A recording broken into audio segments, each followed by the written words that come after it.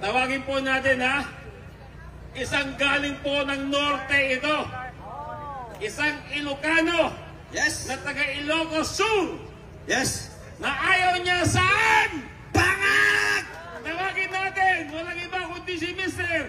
Richard Pariñas! Palakpak naman dyan.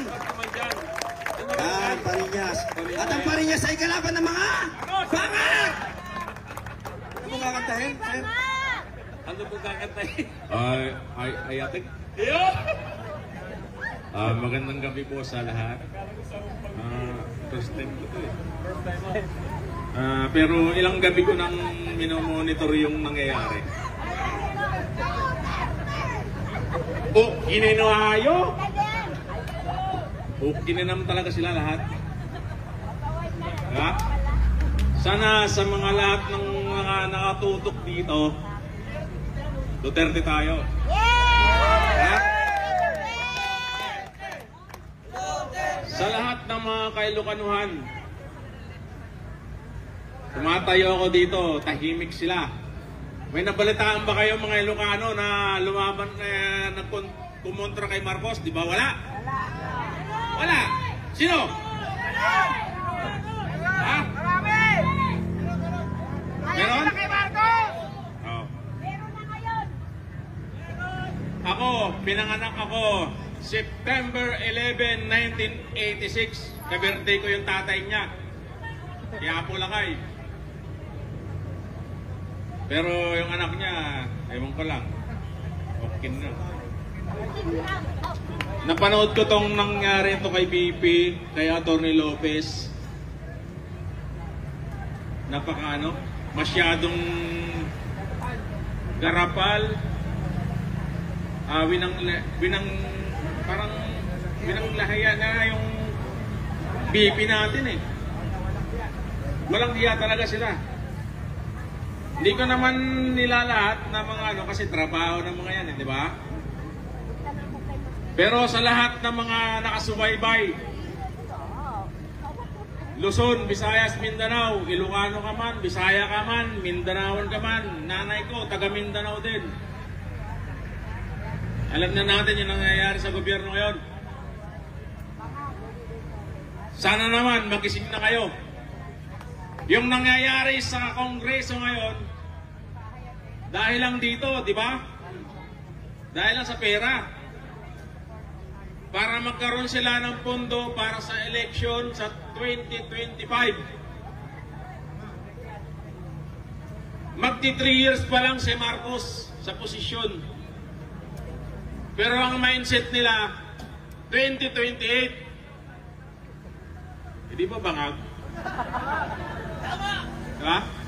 Adik eh!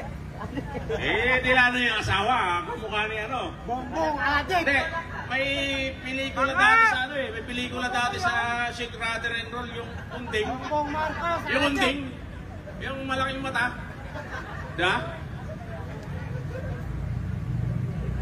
Masyado ng kabalahurahan ang ginagawa sa atin ng gobyernong Marcos. Sana naman lahat tayo, matauhan na. Sabi nga eh, nabudol tayo eh, di ba? 32 million kay BP Sara, hindi budol yun. 31 million kay Marcos, budol yun. Di ba? Kaya sana, sa bagay, kahit konti tayo dito ngayon, maraming nakasubaybay sa atin kasi ang daming nakatutok eh. Suportahan natin kung ano yun nasa tama. Hindi yung nagpapagamit lang. Sabi nga ni Yorme, taga Maynila ako. Sino ba yung Good Governance Committee Chairman? Chihuahua? Eh, sabi nga ni Yorme, patugpad na daw, baka may rabies eh. Diba? Eh si Abante, kiniklaim niya na siya daw ang dahilan kasi maraming boto daw yung mga Baptist community. Eh ngayon, sinusuka siya, di ba? Sinusuka siya. Kapal ng mukha.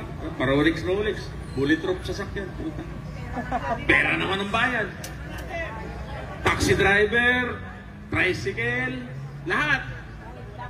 Basta nagpakarga tayo ng gasolina, may taksyon. Di ba?